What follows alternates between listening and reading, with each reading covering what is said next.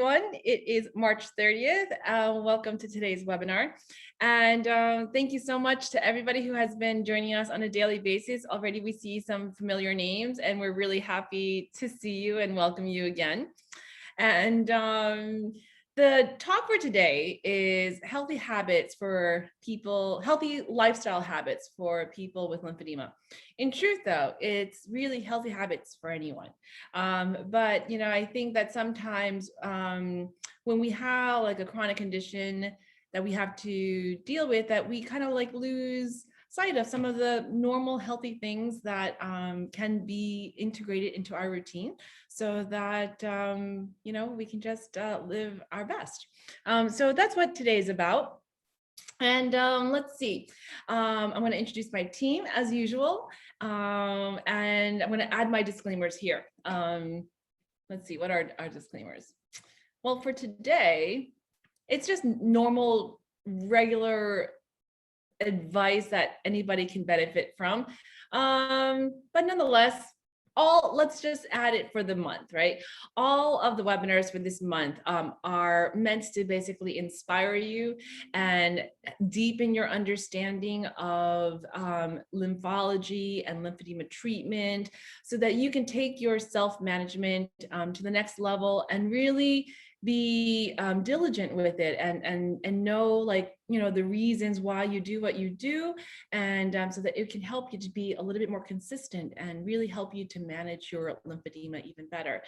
It does not by any chance, it does not by any means replace any of the interventional treatment that you should be getting from healthcare professionals, from your team, from your medical physician, and from your lymphedema specialist. It's just, again, meant to deepen your understanding. All of the presenters that we had this month were amazing, but all of their opinions were their own and does not necessarily reflect the National Lymphedema Network's position. And last but not least, even though we love all of our sponsors and all of their products, the National Lymphedema Network does not endorse any particular product or service. We just simply connect our sponsors to you and you to the sponsors so that you are well informed of all your options that are available to you. And we do have a giveaway today. Today's sponsored session is by Medi USA, our Magenta sponsor. They are also one of our garment program sponsors. They really support us in a big way, and that's what Magenta means. It's like our top tiered sponsorship. They truly go above and beyond to always just make sure that we are all set in terms of being able to focus on our mission. They take away all of the other stresses related to finances by making it a lot easier and supporting us in a huge way. They have supported us consistently throughout the years, and ever since I assumed this role, definitely in a big way, since 2017, 2019, and 2020, and again this year. Okay, so let's introduce my team, shall we? So we have here today, there is Alyssa Fiorito. She is the NLN Garment Program Manager. Below her is Veronica Senares. She is the Social Media Manager. Below me is Erin Sokolsky. She is the Marketing Manager. And I think who is usually, hesitant to bring her, to turn on her video because she has like a crazy background sometimes, is Christy Blair. She is our project manager and she'll be helping us out on the chat. And we also have two other members, Nicole Ballard, who is our membership manager, and we also have Jennifer Williams, who is our continuing education manager. Ladies, I love you. Thank you for everything that you do, and thank you for everything that you've done for the NLN this month. I mean, they just totally volunteer their time. They provide moral support, and they're just amazing in every single way. Thank you, ladies. All right. So with that, let me share my screen. And let me tell you what the agenda is today.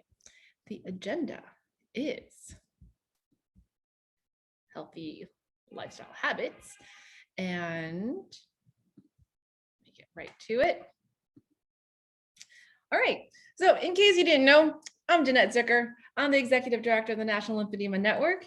And today, again, we'll be talking about healthy lifestyle habits. And we're going to talk about sleep, the benefits of decluttering, the benefits of staying organized, exercise, downtime, spending time with nature, the concept of practice making things perfect, just trying your best and forgetting about all the rest, and the power of positivity or the power of positive self-talk. Now, all of these things, right? Anybody can benefit from. It's not just people with lymphedema, but the general you, right? Okay, so the first thing is sleep. If you are an NLN member and you were able to join us earlier today, we had a wonderful talk by Jean Lamantia on chrono diet, also chrono nutrition. And basically the idea of the circadian rhythm, how everybody has one, it's unique, but it's based on a 24-hour cycle. And there are different types of people. You have a specific chronotype. You might be more of a lark, or you might be more of a night owl, right? And so you, or a morning person or a night person, right? But nonetheless, regardless of the chronotype that you might be, what is absolutely important is that every single human being get a minimum of 7 hours of sleep. That is the absolute minimum. And it has been shown by many research studies and sleep scientists, like they've studied this to see if you can possibly get away with doing well with any less than 7 hours. And it has been shown that it is not. 7 hours is the absolute minimum. You need REM sleep, you need rapid eye movement sleep, and you need dream sleep, right? And And there are so many things that happen when you get 7 hours of uninterrupted sleep. And most importantly is healing. There's a reason why it's called beauty sleep, because when you sleep, you have all of the restoration that happens. And there are metabolic things that happen where you have tissue repair, you have decreased inflammation, your heart gets a chance to repair any damage that might have happened from the day, from the stresses, from the normal stresses of just getting exercise and things like that. Your brain gets a chance to replenish itself. And this is, one of the more recent research that has been unveiled, right, in terms of the lymphatics. And it's been shown that the lymphatics, which are the lymphatics in the brain, are only activated when you sleep well, right? And lymphatics are the ones that are able to get rid of the proteins such as amyloid protein, which is basically the protein that builds up in cases of Alzheimer's. And so it has been shown, or it has been studied, that basically if you do not get sufficient sleep, that you are basically increasing your risk for developing Alzheimer's, because your brain didn't get a chance to regularly get rid of the proteins that build up in our brains. And that's a huge subspecialty of lymphology that is starting to gain a lot of attention. And so it's very interesting, but certainly no, at least for the purposes of today's talk, that sleep is what activates the lymphatics and helps your brain to actually function better. So when you go to sleep, some of the things that can really help you to get those 7 hours of sleep is just maintaining a regular routine of sleep hygiene, just making sure that your beds are clean, your sheets are washed, that your body is clean. You do the regular things where you brush your teeth, but in order for you to get into that deep sleep hygiene is really important, so that if you're feeling like a little icky, and maybe you might be so tired, but you're gonna have a hard time getting a nice deep sleep if you don't have that sleep hygiene in place. Regularity is probably the biggest thing that you can do to really encourage consistent circadian rhythm and consistent sleep. In other words, there are often situations where you're going to potentially be tempted, or sometimes it's out of your control, to get out of the routine, such as, for example, the weekends. There might be social situations where you're going to have a nice long evening out, and so you come home and now you're going to go to sleep a little bit later than usual. Or you figure that because of the weekends you can sleep in and you can stay later and watch a movie, and you figure you'll make up that sleep debt by sleeping in. But it's shown that when you break that rhythm, there are some consequences. There are metabolic changes, and your mood is disrupted, and you don't have that normal rhythm to really benefit from, and it affects all your systems essentially. Just to give you an example, one of the things that I learned it from this sleep scientist. Forgive me, I forgot his name. But he was talking about how when we think about daylight savings, right?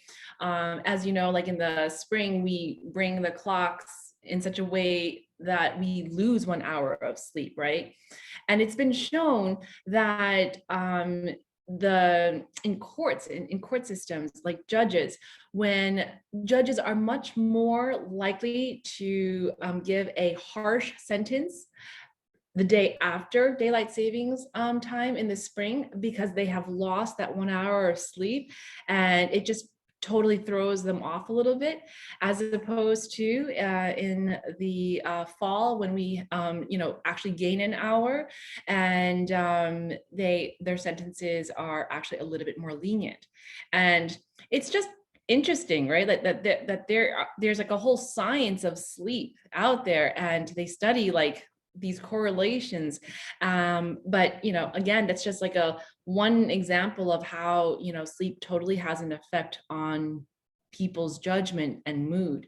And another thing that sleep has been shown to do is basically it really helps with your learning. So if you are gaining a new skill, a new task, it's important that not only do you have sufficient sleep, the full 7 hours of sleep the night before, for you to have the ability to retain all that new skill and that new learning, but you'll also need 7 hours of sleep that night after the learning to solidify it.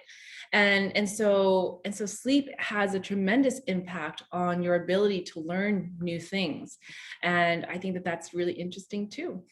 And it has also been shown that like when you are able to get 7 hours of deep sleep, that it is the emotional regulator.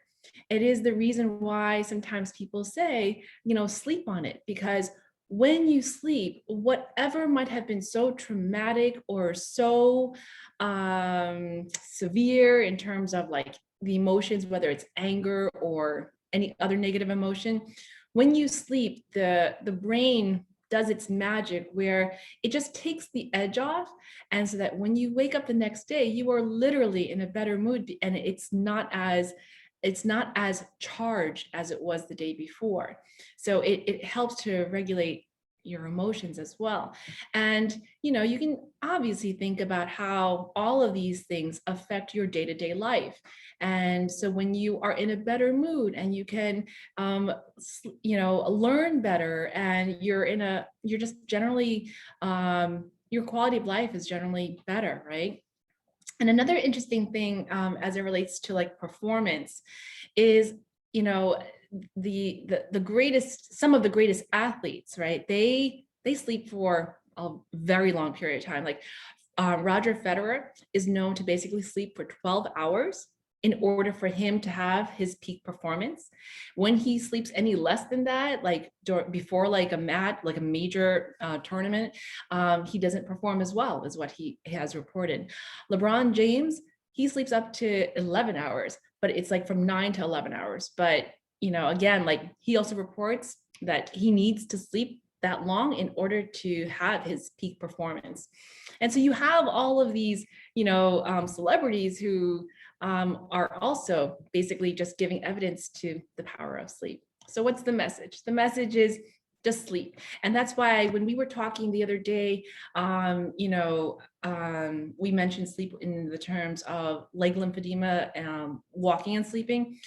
Like whatever it is that you need to do to comfortably sleep is what you do. So like in terms of, your bandaging, or in terms of your garments at night, make sure that they are on properly, they fit well, that you've bandaged well, you've taken the time to make sure that it's not going to like, become disheveled and reposition in a way that can cause, any discomfort. Just set everything up so that you can get a good night's sleep, because it's so important. And that like, it has a direct impact on our immune function as well. It's been shown that basically people who have received the COVID vaccination, those who got a lot of sleep the night before their second vaccination, that they were able to tolerate the side effects a lot better, and the side effects just weren't as severe. They were able to really support their immune system so that they just didn't have like what you typically hear in terms of like severe soreness, aches and pains and fevers and chills and things like that. So like they just didn't experience as much. So all interesting stuff, just to say, make sure you get your beauty sleep in. It does good for like all of your systems, but as you can imagine, it also directly impacts your immune system, which is inclusive of your lymphatic system. So sleep away. Okay. Decluttering is, I think, another important thing that everybody could benefit from, right?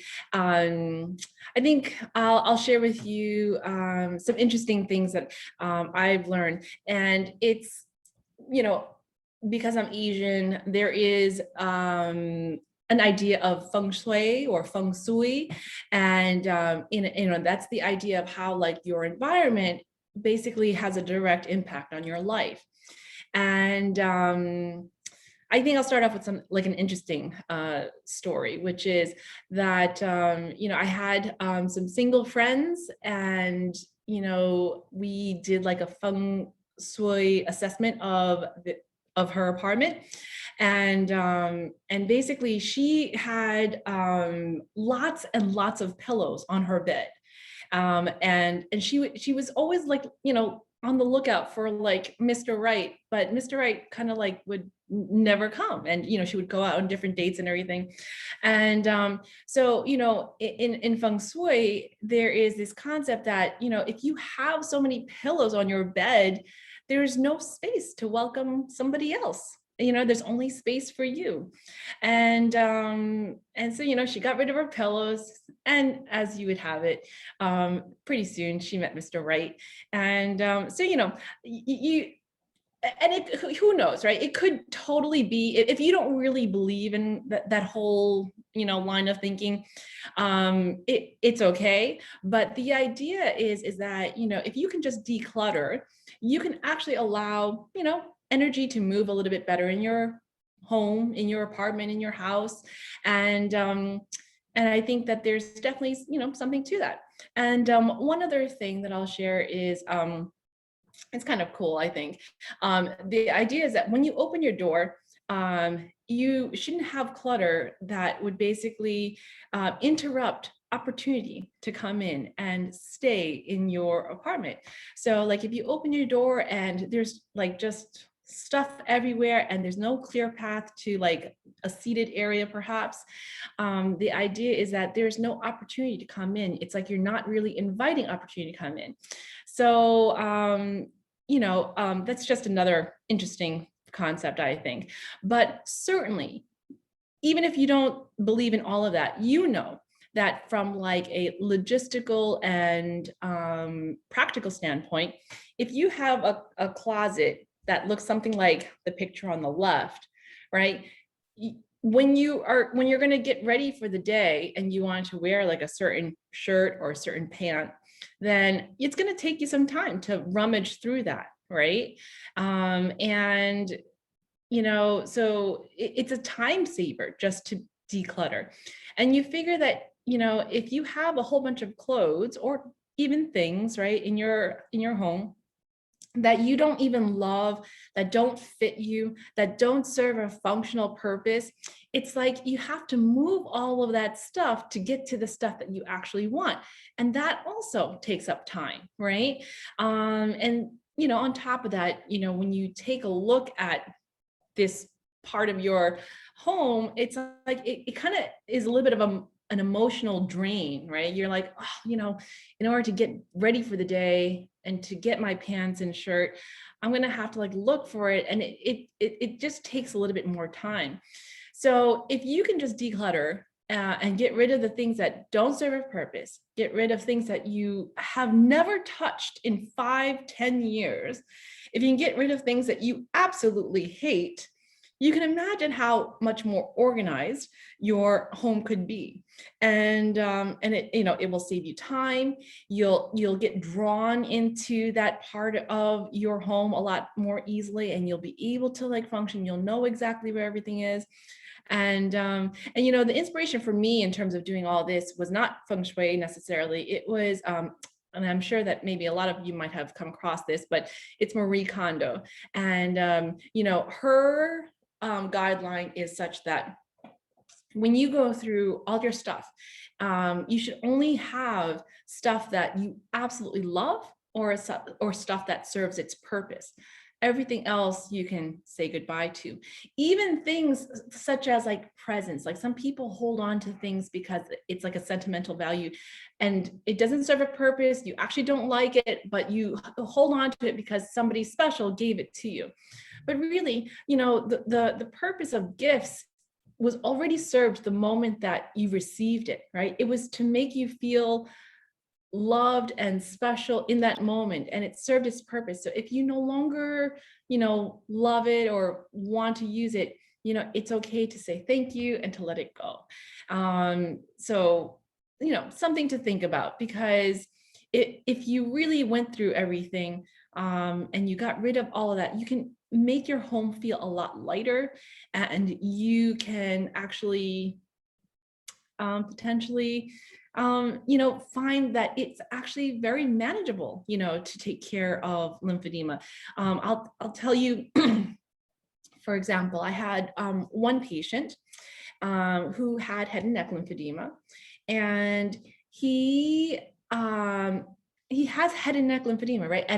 And in his home, what he would kind of delay in terms of getting rid of are all the suctions that he would do from his trach, right?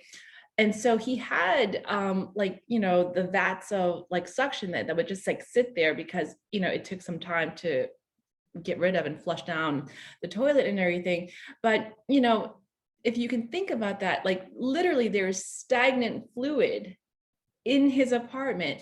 And so I said, I totally get, the rest of the stuff, but if you can at least just get rid of the stagnant fluid so that maybe it kind of mirrors like, the fluid moving better, in your body, it might help. And, so he did it, and, it helped a little bit, it took it to the next level where he was more inspired to perform his MLD, and it really just kind of, worked. So, just give it a shot. I think that a lot of people know that this needs to be done, but for whatever reason, it's hard to let go of things. You might think that, you spend so much money on something, so you figure you should keep it.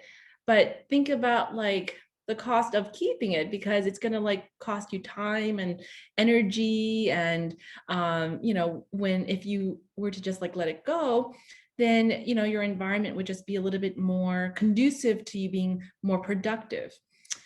So that's that. I hope that made sense. Sometimes I feel like I just ramble because I know what I want to say, but I don't say it so articulately, but I hope you get me. Okay. Organize. Definitely. When you have lymphedema, you have so many supplies, so many garments, and so many different things that organization can really help to make it easier for you. So for example, you should know which set of bandages are the newer set and which set are the older set. And, something that really helps is either just totally separating it and then you put them into like mesh bags, even if they have been used once or twice, at least, separate it. Or you can color code things. Like, so for example, you can use different colored Sharpies to just like make a marker on the ends of those bandages. You can sew different stitching, just, if you have a sewing machine. I have a sewing machine. I used it a lot. I learned it from my fellow colleague OTs at the hospital that I used to work at, and I use it all the time.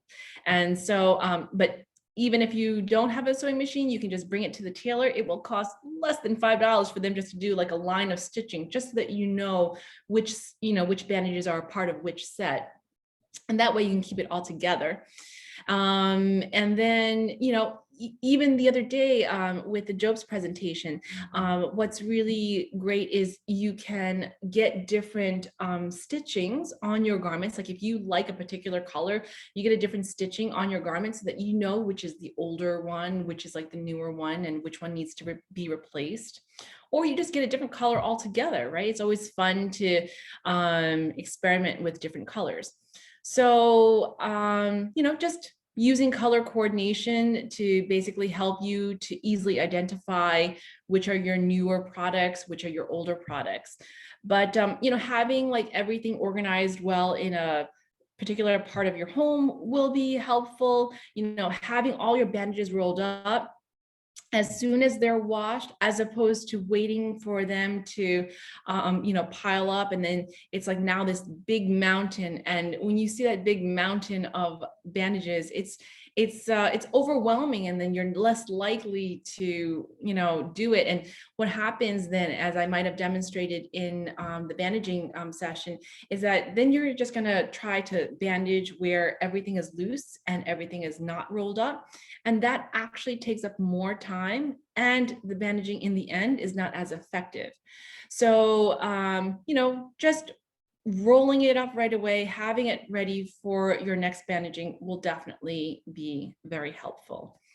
Yeah, and then, same thing with all your other supplies, just keeping it nice and tidy, putting all the similar items in one section so that, you don't go searching and wasting time, and again, feeling overwhelmed. Okay, exercise. We just spoke about this yesterday. Dennis did a wonderful job in terms of the different types of exercise, the importance of exercise. But the thing that I'll reiterate again is that it's just important to move, right? You can basically have your fitness goal in mind and just work a little bit towards it every day. And the beauty of of most things, I would say, is that when you're making real progress, you don't really see it day to day, right? You can only see it when you compare a single point in time versus like another point in time with a large interval in between, right? So have your fitness goal in mind, have the image of what you'd like to achieve in terms of strength, flexibility, and you just keep working towards it. And an inch is a cinch and a yard is hard, right? So don't try to do anything that's too drastic of a difference in a short period of time, a little bit at a time, and you'll eventually get there, right? It's just consistency and just being diligent and just keeping at it. So just keep moving forward, right? That's the important thing. But exercise is not negotiable. We are meant to move. And so even if it's like a 10-minute walk, getting a little bit of vitamin D, going into the sunshine, it will be much better than if you just stayed in all day and didn't move at all. If you're in, you can just like stretch for 10 minutes and that could be it for the day. But we are meant to move, and just make sure that you somehow keep exercise as a part of your routine.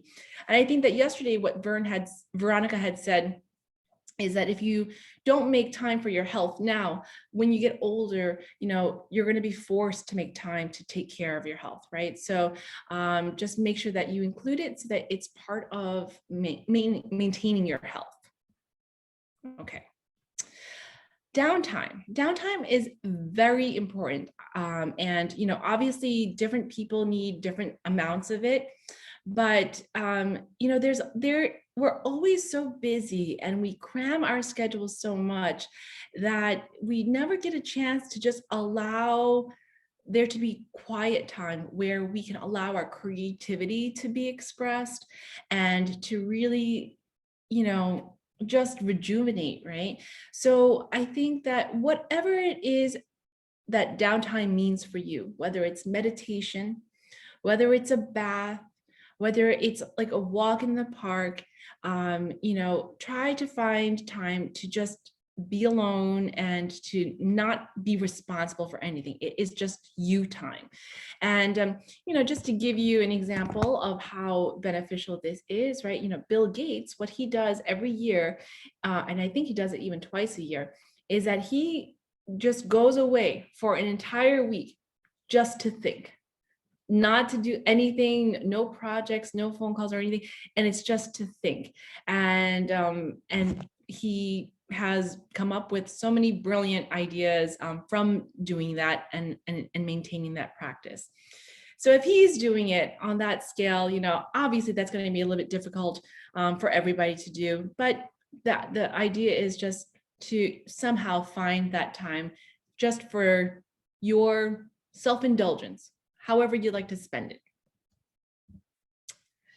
Time with nature. There have been lots of studies that show that when you are able to actually connect with nature in the sense that your hand, like you're hugging a tree, or you're walking barefoot on grass, or you're walking barefoot on soil, even whenever you're with nature, like or swimming in the beach, in the ocean, that you are actually able to decrease, I think it's some kind of electromagnetic activity that basically causes inflammation. But basically the idea is that you have generally less inflammation in your body the more time that you spend with nature.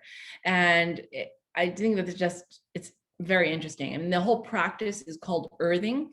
And, you can definitely, there's a whole thing in terms of, in Japan, they do like, forest bathing, right? And I know that the general you will feel a general sense of calm and a general sense of, peace when you're able to just have extended periods of time with nature. And it's so totally difficult in a city. Like I live in New York City, and even when you go to the parks, the lawns are always eternally rusting. You're not allowed to necessarily be on it, but I see people on it anyway. So anyway, the idea is that in some places it's just difficult to do, but at the very least, go take a walk in the park. If you have the luxury of having a backyard, just spending some time, breathing in the fresh air, letting the sunlight come on your face, and and allowing nature to do its magic. You'll see that potentially you'll feel a little bit elevated. Your mood will actually be in such a way that you're not as depressed. You're getting all of the benefits of, fresh air, sunshine, and it has a direct, effect on your hormones and your metabolic systems and your moods. So definitely something to consider. Practice makes perfect, right? And so, for some people, bandaging is something that they gladly do because they've done it so often and so like diligently every single day that their brains don't even really register it anymore, in the sense that it has become so natural that you don't think about it. And that's what I would like to encourage you to do, because if you don't necessarily bandage every night, and let's say you only bandage on the weekends, or you only bandage every so often when you think that you have a flare up, then you're less likely to ever bandage, and you're more likely just to use like a bandaging alternative, or you're more likely to just allow the flare up to kind of overwhelm you, and it makes it really difficult to manage. So, and the same thing with manual lymphatic drainage. If you can just find the time to incorporate it into your day every single day, the practice becomes inherent, and it becomes where you don't even really think about it, and it doesn't become any more burdensome than any other task that you need to do. So you basically, when you go through the mechanical motions, the physiological motions of doing it every day, your brain starts to think, okay, I can like check this off my list. I know that this is like a safe thing to do. I know that this is how you do it, and you don't even have to like think about it anymore. It doesn't take any mental energy. And so it's the same thing, like kind of, and I put the piano here because like I play the piano, and sometimes when I like play a piece that I've played over and over, like I can even do it where I can close my eyes and not even like look at the keys, because I have this kinesthetic memory.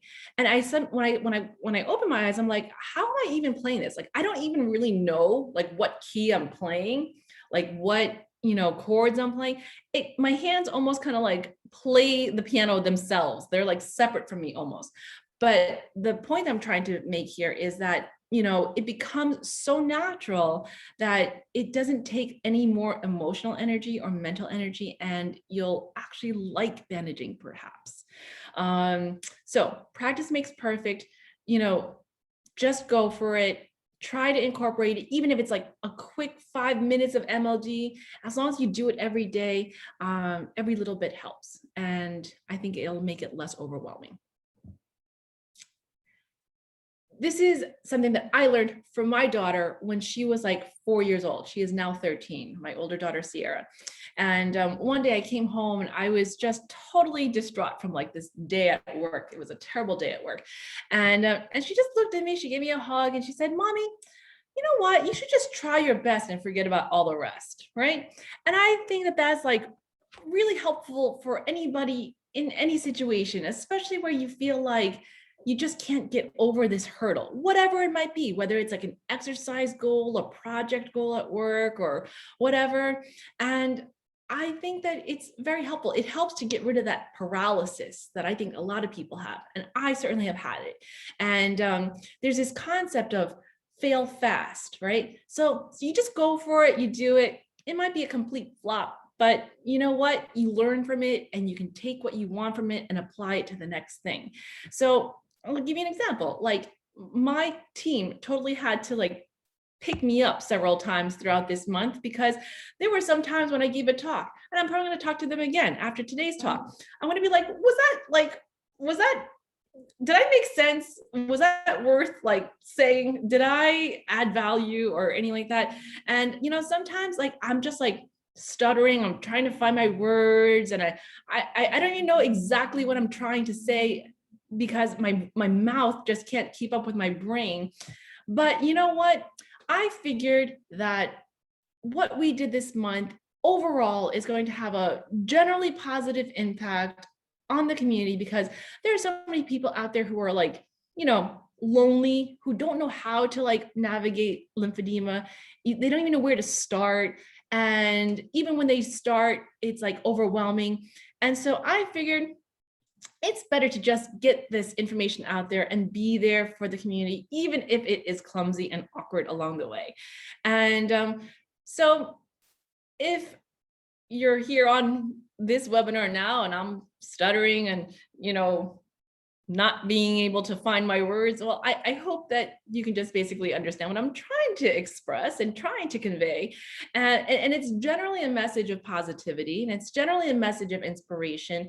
And these are some of the things that like I have learned along the way, and they have been so helpful to me.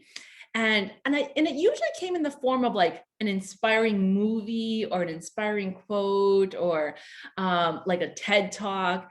And so obviously they're so polished, they've been edited, and it comes out across a lot more perfect. And I'm just trying to say that it's okay. It's okay if you know, you do something and it's a complete flop. Just do it. And for the most part, I think that if people can see that your intentions are good, and you know that you tried your best in whatever effort it might be, and it'll be okay, because you can just forget about all the rest. That's the only thing that you can do, is to try your best and to be happy, and to follow your passions and to follow your inspiration. Because if you do that and you take such good care of yourself, you can then have the ability to basically better, you know, have an impact on your family, have an impact on your community, have an impact on your world, right? But it starts with you. And if you don't take good care of yourself, then it's going to be much more difficult for you to have an impact beyond that.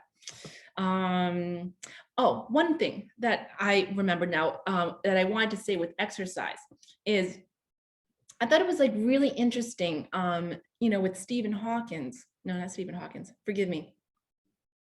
The horror author. Stephen, help me out, my team. Stephen King. Stephen King, thank you very much.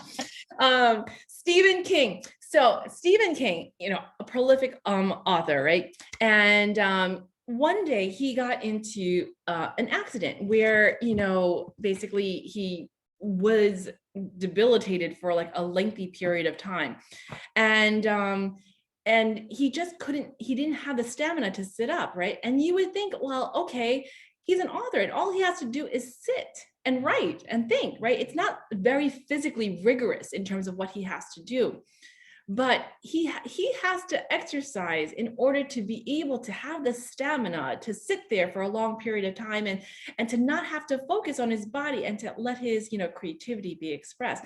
But I remember reading about that and thinking, like being surprised, like, for an occupation where you don't have much movement being mandatory, that, again, like physical fitness is so important, even for a job where you sit and type and, write for a long period of time.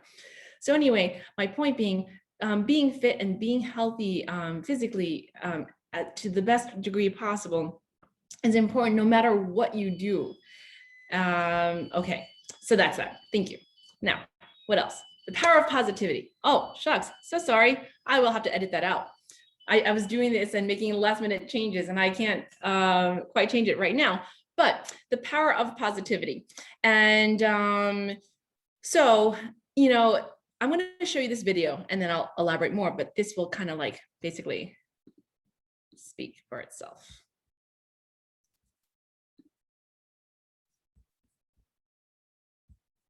In this experiment, Dr. Emoto's researchers used a glass of Tokyo tap water, which seems to be unable to form crystals, and performed a test. Participants placed the glass in the center of their circle and sent gratitude to the water. Studying the water under the microscope, they started to see a crystal formation.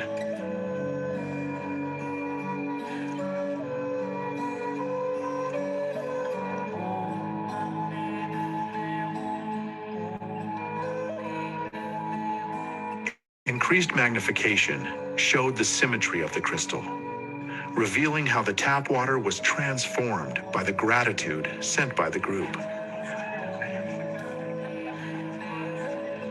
The crystal continued to grow, expressing the energies received. The tap water from Tokyo finally produced a beautiful crystal.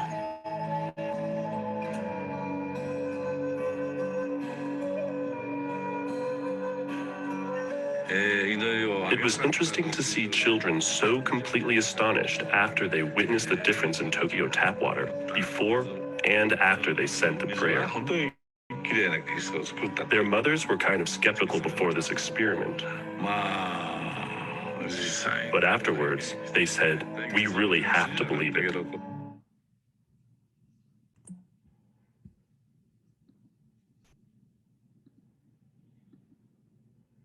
I am trying to stop this screen share here, and I'm trying to stop the next video from automatically coming on.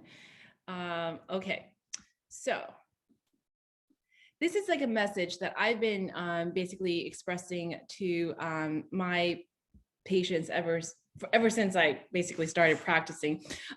But the idea is that water has memory. Water kind of like transmits the energy, even like from our thoughts. And so that was kind of like an experiment that you can kind of see, like Dr. Emoto did extensive research on the power of water and what it's able to do. But basically when water basically receives positive energy, such as gratitude or, love and things like that, it basically has like this beautiful symmetrical crystal formation. And water that receives negative energy, such as negative thoughts, or even is ignored, it doesn't have that crystal formation. But the message is that basically, if we are like 75% water, even more, or a little bit less, depending on your level of hydration, that, if you just have positive thoughts about yourself, that you can potentially, just help with healing, right? Now, sometimes when I've said this message, it's been misinterpreted, and it would say, so do you mean to say that because I am like maybe a little sick, that I am not like overcoming myself, or I'm not, I caused like my sickness? And that's definitely not what I'm saying. But what I am saying, because, health is definitely multifactorial. So there's so many things that go into, health, right? Like, again, like exercise, your environment, like, your emotions, like there's just so much. So I can't, elaborate on that. But, the idea is like, if you can just maintain a positive attitude and at the very least, talk positively about yourself. So, the other day, in one of the webinars, I shared like how there was like this quote from Bruce Lee, like how, never say anything bad about yourself, even if it's a joke, because your body doesn't know the difference, right? And there are like, some changes that occur when you do that. And so, if you can just always make sure that you maintain a positive attitude as it relates to yourself. Maybe it can just make things a little bit easier, maybe facilitate your healing, maybe, improve things a little bit. And it'll just make things less complicated, I think. I think, for example, if you think about all of the negative voices that everybody has in their heads, right? Like you think, I can't do this, or I'm not, equipped to do this. I'm not meant to do this. I don't have the skills to do this. I don't have the experience to do this, or I'm not good at this, or whatever. We all have our negative self-talk voices, right? But those are not going to necessarily go away. But what you can do is, first of all, just acknowledge those voices and increase the positive self-talk so that eventually those become diminished, those negative self-talk, those negative voices become diminished, and they don't have as much power over your life and over your day-to-day as they would if you did not keep them in check. So, the whole idea of like positive affirmation in the morning, there's something to that, right? Because then you can feel empowered to basically conquer your day and to do it with success, right? And, something that I always tell my patients as well, and also my friends and colleagues, is, the idea of Amy, that I learned from Amy Cuddy's TED Talk. And it's the idea, like, if you don't feel empowered, then you can actually kind of trick your brain to feeling empowered by basically assuming positions and poses that are empowering. So I mentioned this in a previous webinar, but I'll mention it again here. But like, people who are powerful, who feel powerful, they take up a lot of space. After somebody wins a race or wins a tournament, what they do is they do this like a victory sign where they bring their arms up in a V, and they just take up a lot of space. And that's what happens when you feel like, you're empowered. And so if you don't feel that way, then, you can kind of trick your body to just doing that. And so all you do is you just take up space, and you will basically kind of trick your brain into feeling it, and you just might be able to get over that hurdle. I'm sure that a lot of people have heard about that experiment where, if you're people who are feeling depressed, if you just put a pencil in between your teeth, and it forces your cheeks to the corners of your mouth to go up, which is usually, right, a smile. So if you do that, then those people who were depressed actually felt happier by the end of the time that they had the pencil in between their teeth. So anyway, the point is, always try to talk positive about yourself. Try to, as much as possible, have a positive outlook on things, and it just might make things a little bit easier. And at the very least, you'll be a little bit happier. And that's my message. Okay, so let's see. I think that's it. That's all I really had to say today. And I hope I wasn't babbling too much, but I would love, to hear from you. If you have anything to offer, if you have learned some things that can basically help anybody in the community, like, I would love for you to share it. Just raise your hand and we'll let you speak. And it would be so great to hear from you one way or another. And if not, then I'll ask my teammates to see if you have anything to add. I know that my teammates have something to add and a message to the community.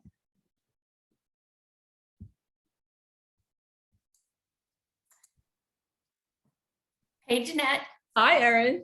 So I am 100% on board with the whole positivity thing, because I I read one time where if you wake up, say you have that day where you like wake up late and you're like, oh man, now, I'm not going to have time to do this or this or this. And the whole day just continues to go downhill. It's basically like, because you're putting out all this kind of negative energy. And so that's all you really are attracting back. And so if you just stop in that moment and turn it around into a positive thought, being like, okay, I got an extra 30 minutes of sleep today. Super.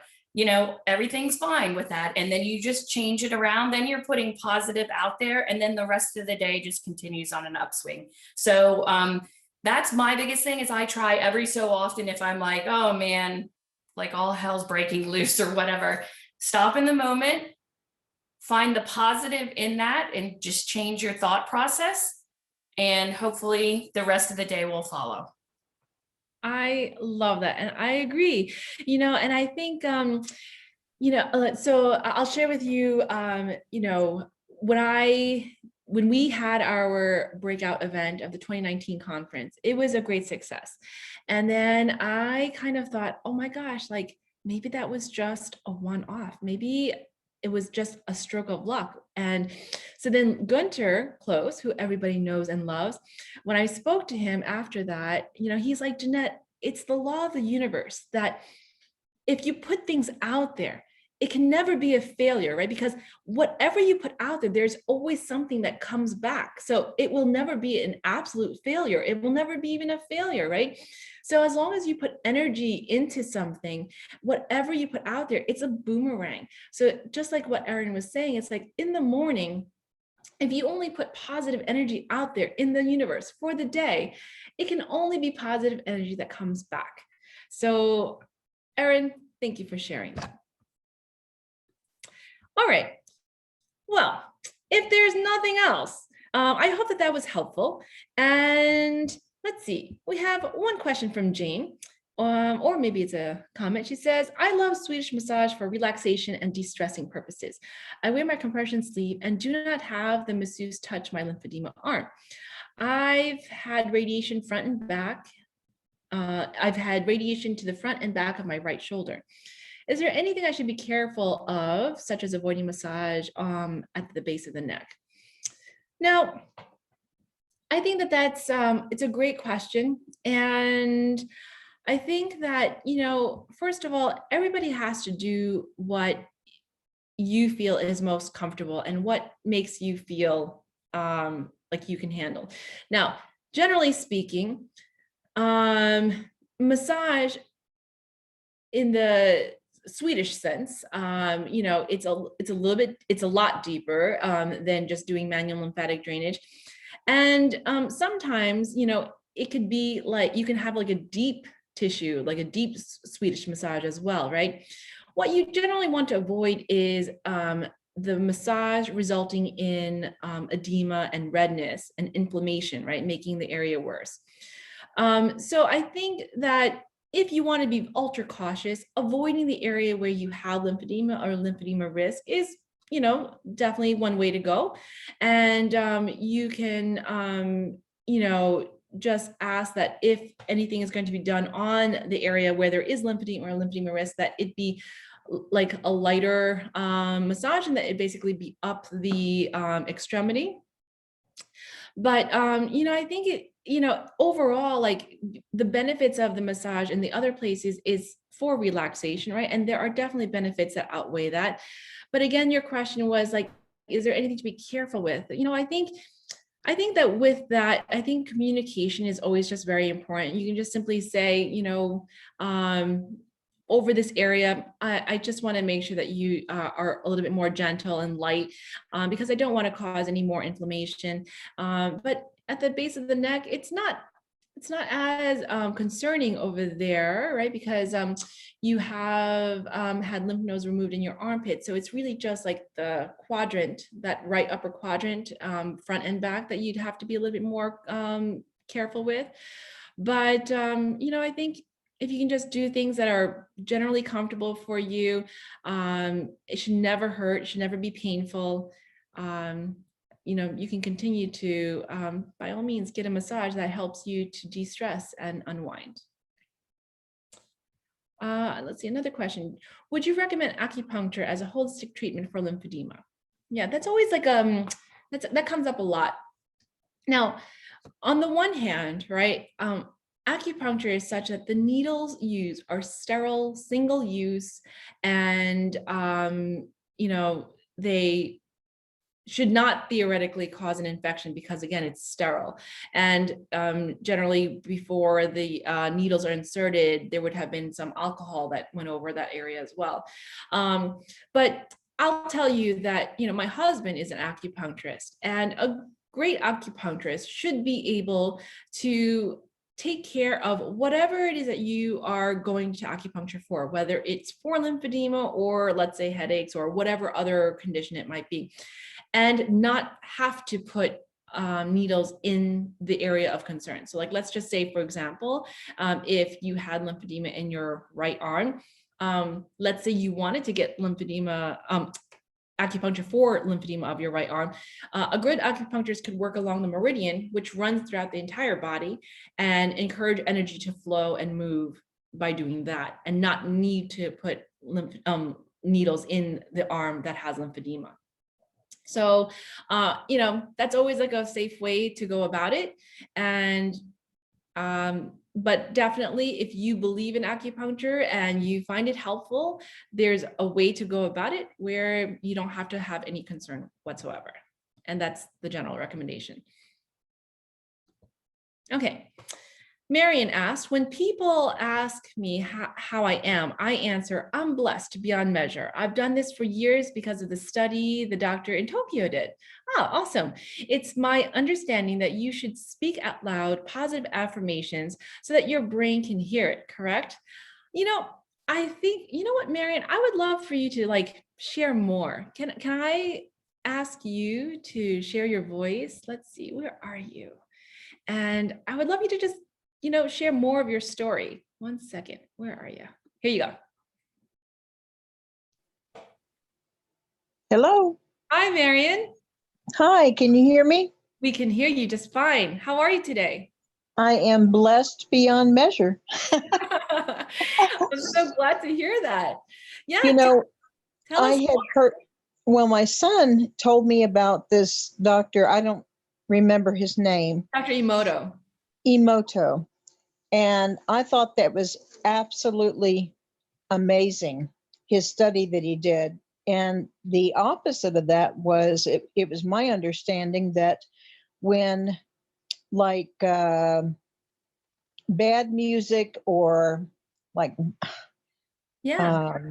hard rock or, I don't know. Yeah, it's true. It's true. Like there are certain there are certain music where it's more melodious and more harmonious, and Yes. Basically the water responded by actually crystallizing, as opposed to music where it's very dissonant and very jarring. Then the water did not create any crystals. Yes. Right. Yeah. And it was very chaotic. The water didn't form crystals. It was not organized, if you will. Right. And it was very chaotic. Right. Exactly. And yeah. it was not ordered. And so that, to me, that's like saying that your water forms order and it's blessed and so forth. And not only does it bless you, but it blesses other people around you, because when they hear that, I'll never forget, I was up in Dallas one day, and a rabbi, I didn't know he was a rabbi, he came in and said, well, how are you? And I said, well, I am blessed beyond measure. And he snapped his head around. He said, do you know how many people do not say something like that? They respond, oh, well, I'm okay, or whatever. And he said it would make such a difference in their life. Yeah. If they spoke blessing. And it's my understanding, when you speak it out into the universe, then your ears hear it and they send it to your brain, and your brain disseminates it throughout your body. And it also disseminates it out into the universe, into other people. Yeah, definitely. I think think that there are different levels of power, right? Like you can think it and that's already kind of something. And then, but if you do speak it, you can probably argue that the vibrations of your voice is actually sending out that positive energy on a more powerful level. Absolutely. Yeah. Absolutely. And I know this sounds crazy, but I speak I speak blessings on my plants because of the water, like my lucky bamboo. Yeah. It has lots of water Yeah. that it has to be standing in, and they thrive. And I believe it's because the water is healthier because it's not chaotic. It is more ordered. Marion, I agree with crazy. No, hold on 1 second. I agree with you 110%. And I'm going to show you my orchid here because I'm working from home right now. Ooh. And this grew like, from like, a stem like at the base here. But I've never had an orchid that I grew myself where it totally cascaded down like this. And I swear, it's just from that positive thinking, just, totally giving like the plant that positive energy. So I think that there is definitely something to it, right? There's like actual evidence that you can actually see in terms of the power of positivity. Yes. So yeah, thank you for sharing that. One other thing I'm going to share with everyone is when I was working at the hospital, we did this experiment and everybody thought I was totally crazy. But what we did was we brought in 2 jars of rice. And what we did was it was the same batch of rice that we brought into the office. And then it was the exact same jar. And, we totally cleaned it so that it was, exactly the same. And what we did was we split the rice, and the mission was that we were going to leave these 2 jars of rice on the center of the communal table. And on one jar we said, just think positivity, when you look at this jar, and you can either ignore this jar or, think terrible thoughts. You don't even have to say anything. Like nobody had to like say out loud and think that they were, crazy. And all they had to do was just think. Well, surely after about a week or so, the jar that was, that was receiving positivity was pure white. And it stayed so. And the other jar that was ignored or received negative thoughts basically started to turn green. And this is, and you'll see other like experiments if you do a Google search for this on YouTube and everything. But, no matter how you go about it, whether it's like plants or rice or food, like even for example, cilantro, I love cilantro, and I always had such a hard time keeping them fresh for more than a day. Like basically it wilts like as soon as I bring it home. Then I started to think, okay, I'm just going to start to think, hey cilantro, I'm actually going to eat you. Please don't go bad. And it would stay like for several more days. And so anyway, the power of positivity, like no matter how you slice it, any living thing, it receives that message, whether you speak it out loud or simply think it. So thank you again, Marion. If you still have me on. I do. When my sister went through cancer, she had posted up on her mirror this little saying. It said, I cannot afford the luxury of a negative thought. Indeed. Mm-hmm. And it helped her. Yes. Yeah, that's great. Yeah.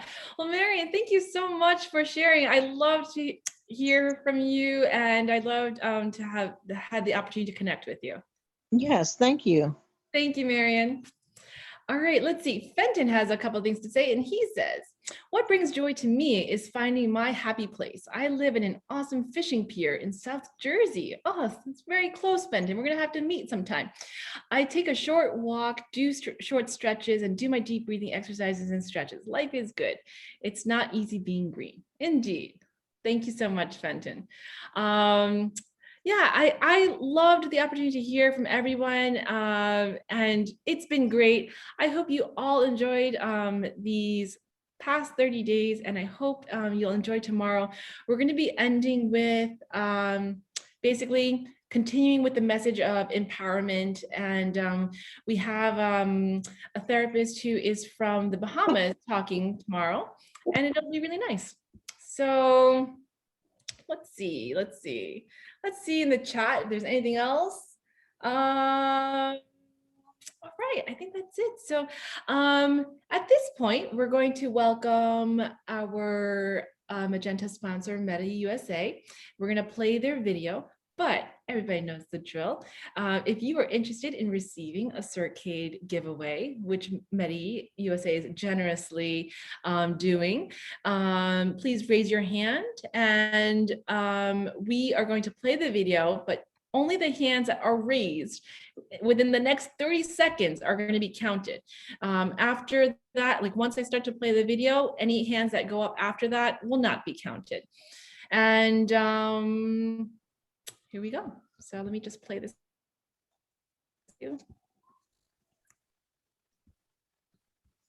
Sorry, just had to get out of my other presentation. And now that it's here, please give your love and attention to Meta USA.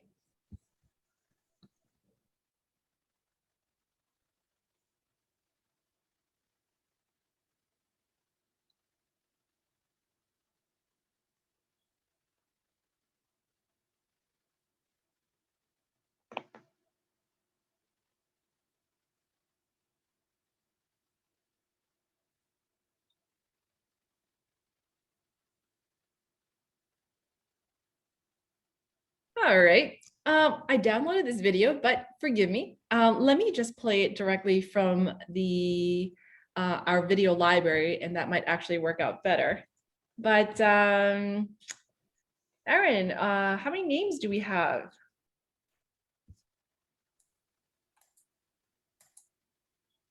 We have right now, hold on, let me pull this up, 29.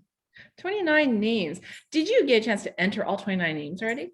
I sure did not, because I was being prepared to answer any questions for Medi or present for Medi at this point. No problem. I'm going to try to play the video now, and hopefully this 2 seconds, I'll have it. Oh yeah, okay, 1 second.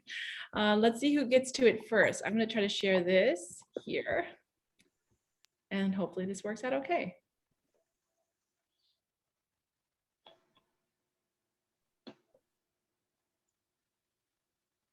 Welcome. My name is Brian Grollo, and this is Christopher Miles, and we are both clinical educators for Meta USA. And Meta is a manufacturer of medical compression products for lymphedema, vein disease, and wound care.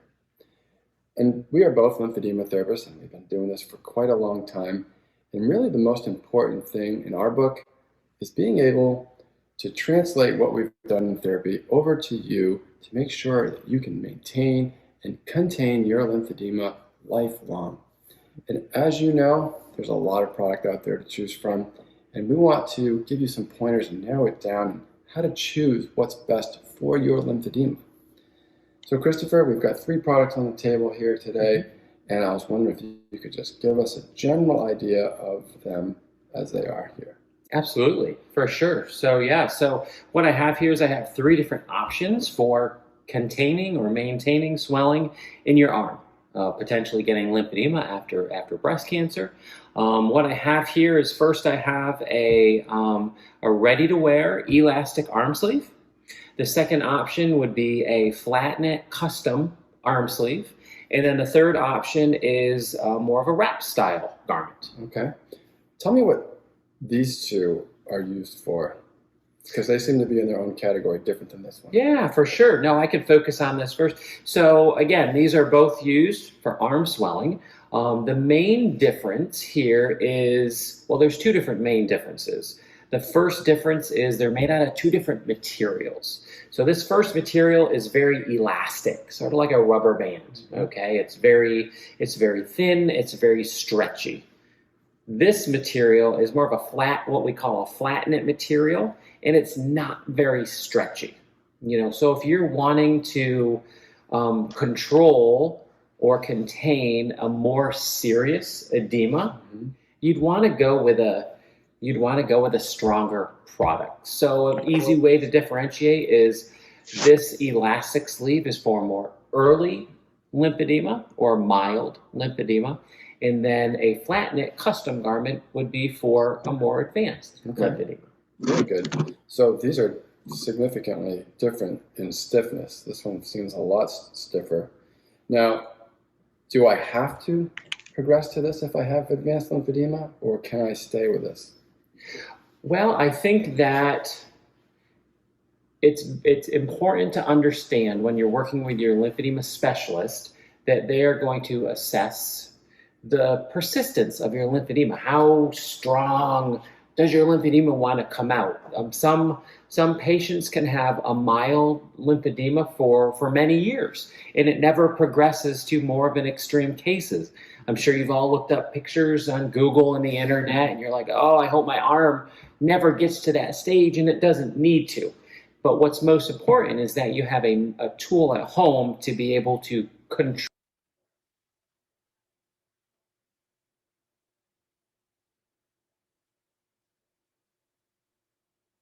on Google and the internet, and you're like, oh, I hope my arm never gets to that stage, and it doesn't need to. But what's most important is that you have a tool at home to be able to control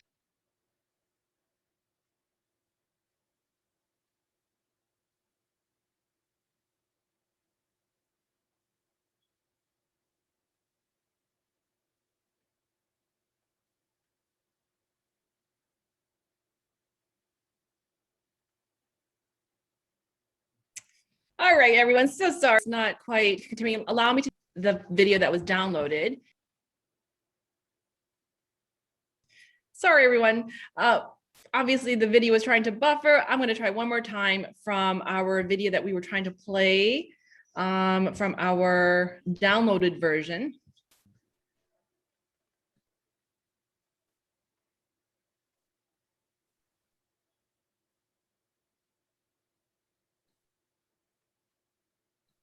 We're at 3 minutes in.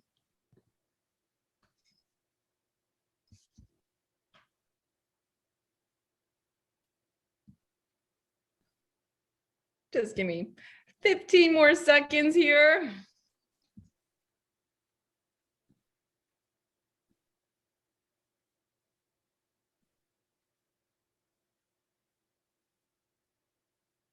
Hey, Erin, do you have those names yet? I'm ready for wheel of names or anything you need. Okay, why don't we do wheel of names while I try to figure this out? Okay, all right, here we go. I guess I got to share my screen. Okay.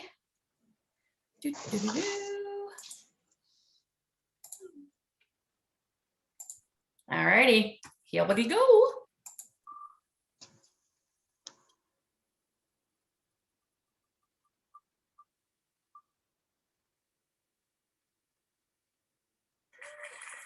Julie. All right, congratulations, Julie. And I think, are we having you email Christy or Christy get her information? So that is Julie Waller. Oh, Julie from Australia. Congratulations. Hey, Okay. Jeanette, if you would like me to just discuss the Yes, containment, I can do that.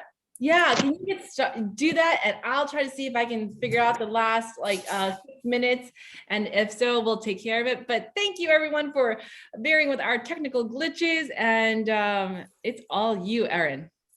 Okay, so when we're talking about containment, what we're talking about for products is basically a way that these garments are resisting the muscle pump, containing your edema, etc. What's really great about containment is it's different from your millimeters of mercury, so to speak. So when we talk about compression garments, we talk about, class 1, class 2, class 3, etc. and we say, okay, well, I was in that class 1 and it didn't work, and I swelled into it, so I must need to go up to a class 2. Or the class 2 didn't work, so I need to go up to the class 3. And you keep thinking, my goodness, I don't want to have to go up to a class 3. What can I do? So there's a difference in our fabrics that we have. So there's circular knit and flat knit. Those are both elastic garments. So they're the same kind of stretch in essence. And then we have those Velcro garments that they were starting to talk about. Those are what we call inelastic. And so inelastic means that's pretty much the strongest resistance you can get. That is safe to wear day and night because it has a very low resting pressure and a high working pressure. So when you're sleeping, when you're supine, when you're relaxing, it's not giving you any extra compression that you don't need because you're not moving around and your muscles not pumping. When we talk about the circular knit and the flat knit, they are those ones that's probably why your therapist has told you, okay, you're only wearing these during the day. We don't want you wearing these at night, okay? And that's because we don't want to wear those. They have a higher resting pressure than the inelastic. So that's fine. That's what we want when we're up and moving around, but not when we're supine. So when we talk about then these circular versus flat knits, they're both elastic garments that, you know, in the elastic category, but some are more elastic than others. I like to call it the spectrum of elasticity. Ooh, isn't that exciting? So our circular knit garments, which I have a sample here, when you stretch these, you can see these stretch very far, and you know they're going to move with your muscle when you're up and moving around. That muscle's pumping, it's going to expand with it. It's still compressive and it's still holding you and working against your edema. However, it's not going to work as well as, say, a flat knit garment, which is, this is an example of that. And when you stretch it, do you see it only goes that far? And so that's the big difference when we start talking about containment and fabrics, that you could be in this very stretchy arm. This is an example of an arm sleeve, this arm sleeve, and it feels great, it's nice, but you're just kind of like at the end of the day, you think, oh man, like I feel like it's tighter at the end of the day. And that may just mean that it's not containing you. So you need something just a little bit stronger. Well, you could go up to a class 3 in this, or you could go into a class 2 in this one, because the flat knit is going to be inherently more containing because of the fact that it's flat knit. And it's the way that it's knitted and the materials used that make it more resistive and more containing for you. So, you know, when we look at all of these different types of fabrics, even within fabrics themselves, like within the flat knit line, you know, there's different materials within that. You know, circular knit's going to be your least containing. Then you can have, like, Medi has 3 different stages of containment in their flat knit alone. So, you know, the 350 may not be containing you, so you could in a class 2. So maybe go to a class 2 in the cozy instead of having to go all the way up to a class 3, etc. So that's basically containment. Does that sound good, Jeannette? Can't hear you. You're muted.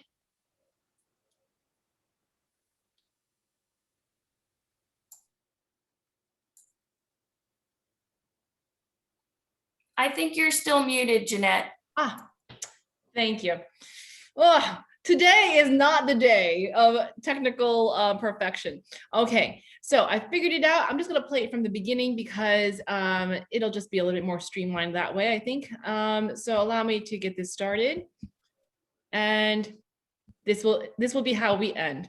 And it's about 10 minutes. So thank you, everyone. But I'll say goodbye. So hold on. Here we go. Welcome. My name is Brian Grollo, and this is Christopher Miles, and we are both clinical educators for Medi USA. And Medi is a manufacturer of medical compression products for lymphedema, vein disease, and wound care.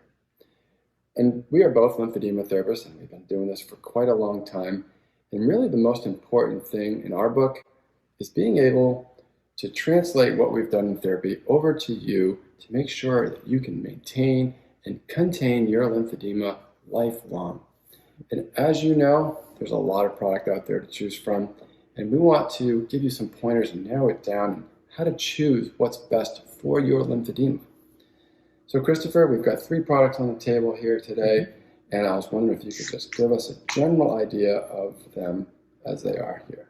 Absolutely, for sure. So yeah, so what I have here is I have 3 different options for containing or maintaining swelling in your arm, potentially getting lymphedema after breast cancer.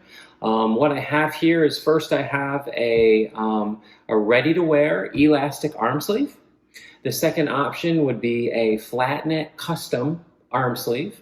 And then the third option is more of a wrap style garment. Okay. Tell me what these 2 are used for, because they seem to be in their own category, different than this one. Yeah, for sure. No, I could focus on this first. So again, these are both used for arm swelling. The main difference here is, well, there's 2 different main differences. The first difference is they're made out of 2 different materials. So this first material is very elastic, sort of like a rubber band, okay? It's very thin, it's very stretchy. This material is more of a flat, what we call a flat knit material, and it's not very stretchy. So if you're wanting to control or contain a more serious edema, you'd want to go with a stronger product. So an easy way to differentiate is this elastic sleeve is for more early lymphedema or mild lymphedema, and then a flat knit custom garment would be for a more advanced lymphedema. Very good. So these are significantly different in stiffness. This one seems a lot stiffer. Now, do I have to progress to this if I have advanced lymphedema, or can I stay with this? Well, I think that it's important to understand when you're working with your lymphedema specialist that they are going to assess the persistence of your lymphedema. How strong does your lymphedema want to come out? Some patients can have a mild lymphedema for many years, and it never progresses to more of an extreme cases. I'm sure you've all looked up pictures on Google and the internet, and you're like, oh, I hope my arm never gets to that stage, and it doesn't need to. But what's most important is that you have a tool at home to be able to control the swelling, and selecting a material or a compression level is going to help and be completed by a lymphedema specialist, and it's all because of the findings of your lymphedema, your condition. So it's a choice for sure, but it would be in your best interest to match both the material and the compression level to how serious your lymphedema is. So if I was to kind of rebuttal what you're saying, containment is really rule number 1 when it comes to lymphedema. We've got to be using what's going to contain our swelling Correct. First. Yep. Okay. What's second? Well, what's second is I'm curious to know what this is. So this is an alternative. So it's sort of in the same shape and it goes to the limb, but you can see here that it opens with Velcro. So you can actually open this product all the way up, and it's what we call, this is a Circade product. This is a Circade arm wrap, and this is what we call a garment alternative. So if you did not want to slide a sleeve on every day, maybe there were some factors that made that difficult. maybe you couldn't do it, maybe you couldn't get any help from your caregiver, you could potentially utilize a wrap style, which is easier to put on. Okay, good. And it looks like it's got a lot of stiffness as well. You know, it's got a lot of stiffness because you can see I can't really stretch it.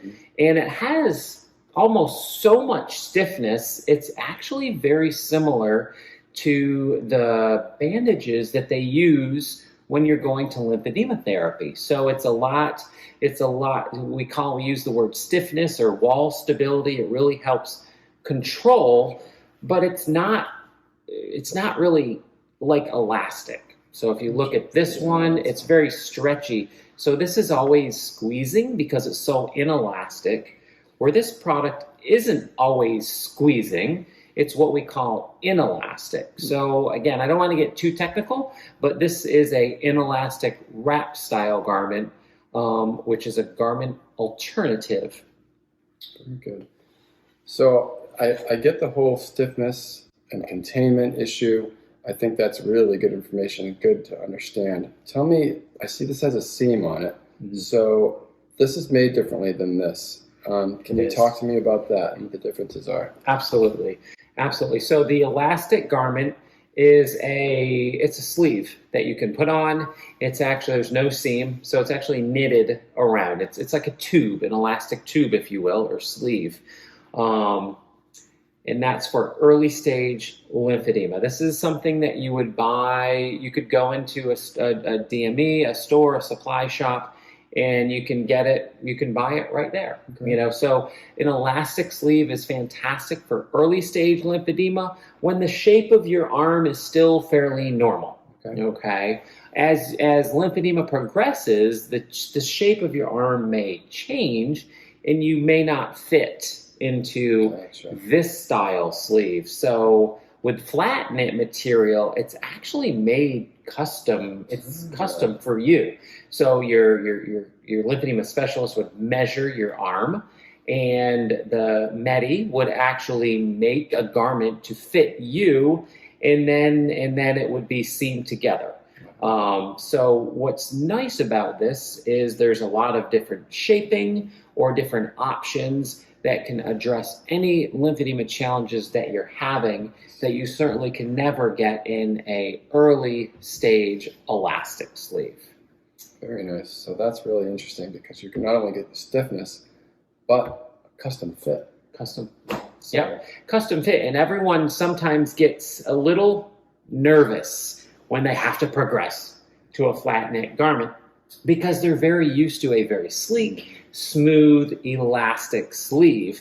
But if their condition continues to progress, this isn't going to cut the mustard. Your arm is just it's going to continue to swell even if you wear this. So you sort of outgrow your ability to wear this. So you do have to bump up into more of a flat knit material, which is a little bit more, I don't want to say intense, but the material is more stout. It will help control it. But because it's custom made for you and it's not as stretchy, it's actually almost more easier to get on. So that's not really intuitive, but it is when it becomes the solution to manage your condition, it's the logical next step. Yeah.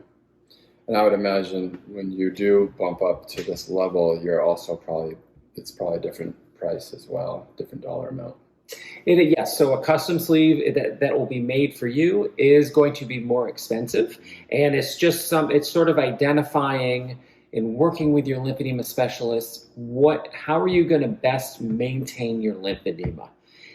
If patients are lax or cut corners in managing their lymphedema, the chances of it progressing to later stages is higher. You know, we have clinical evidence and documentation that demonstrates when you wear appropriate compression that's matched to your condition, you're going to help slow down the progression. And that's what we're trying to do. And at the end of the day, it's about managing, containing that lymphedema, and keeping that quality of life. Don't want to stop doing the things that you do on a daily basis and controlling edema. It's only going to keep that level of independence there. So very good. Well, a lot of good information. Stiffness of the material, that's definitely new information. I mean, most people only ever talk about the amount of compression, not the stiffness of the material. And to bring that into the mix makes total sense. We've got certainly the amount of compression, but adding the stiffness to it makes total sense in containment of edema. And why something like even like that could really benefit somebody with a lot of edema, persistent lymphedema. You could even combine using these. I imagine you can use this. Can this be used day and night? This can. So these two options are not to be worn at night. So these are just day options. Okay.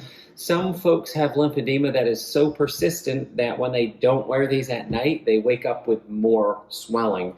So you have to wear more of a inelastic or a non-elastic garment at night. So this for sure could be a fantastic option for folks to wear day or day and night, depending on the swelling. Good. Go ahead, Christopher. Thanks a lot. Thanks for explaining stiffness of material. That's not something I think people think about when they're picking out a compression garment for their lymphedema. So very helpful. Thank you, everybody. And we will talk to you later.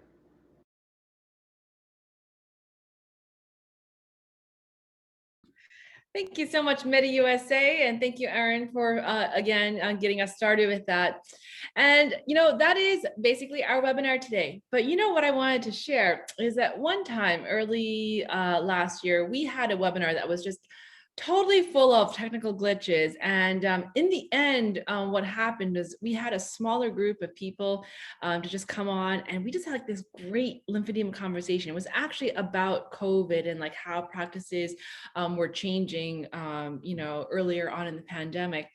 And we have about 43 people left on here. And I was just wondering if maybe the remaining people, I'll stop recording and I'll stop the live stream.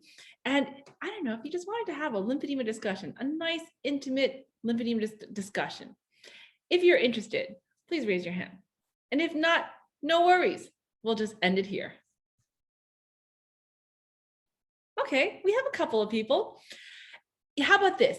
Anybody who would like to stay and just have like a lymphedema discussion, just go ahead. I'm gonna with those who have their hands raised, I'm going to promote you to panelists so you can even share your video. And everybody else who's interested in just like lingering and listening to the conversation, by all means, stay in the background and you can just be listening. But anybody who's interested in coming on video, raise your hands and we'll welcome you. And let's just talk. I think it's just fun. So I'm going to stop our live stream here at this